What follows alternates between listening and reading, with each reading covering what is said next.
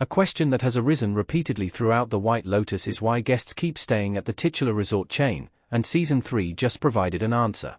The White Lotus Season 3 is more connected to the HBO show's previous outings than ever before, with 2 returning players promising to dredge up old drama. Tanya's death at the end of the White Lotus Season 2 looms over the latest addition to the series, and it raises questions about why Tanya's demise, and Armand's murder in the White Lotus Season 1, aren't having a greater impact on the hotel chain. With 2 tragedies happening back-to-back in different White Lotus locations, it seems like there should be more backlash to the chain. It raises questions about why people continue visit these hotels. Even if the wealthy, privileged patrons of the White Lotus aren't concerned about a staff member's death, they should take notice of Tanya's. At the very least, there should be some recognition of what happened at the White Lotus Hawaii and Italy locations. However, Season 3 explains why these incidents haven't become scandals. The White Lotus Season 3 confirms Armand and Tanya's deaths were explained away to avoid panic. The guests wouldn't be concerned about them because they're covered up.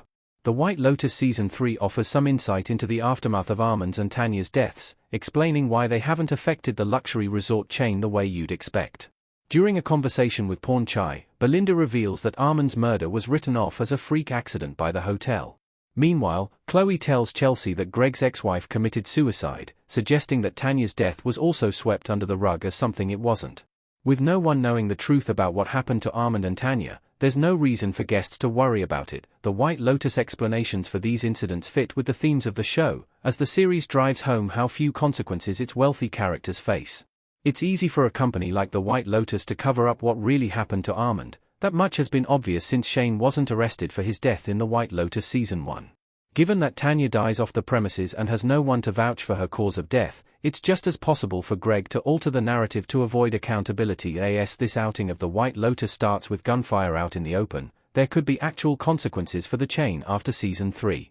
It'll be interesting to see if this incident gets swept under the rug, too, or if the White Lotus Season 4 will have to give a new explanation for the resort chain's continued success.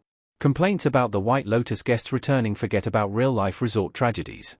Season 3's approach to past incidents is believable. Piper, Sarah Catherine Hook, Victoria, Parker Posey, and Lachlan, Sam Nivola, standing together in the White Lotus Season 3. Although the titular resort chain may have more explaining to do in Season 4, complaints about the guests returning to the White Lotus ignore that tragedies happen at resorts in real life, and it's rare to see them become national or international news. While outright murder might make headlines, isolated incidents would be less likely to get such a massive level of attention. In that sense, the White Lotus Season 3's approach to previous tragedies is realistic, since they're spun to look like unfortunate occurrences that have little to do with the hotel or its patrons.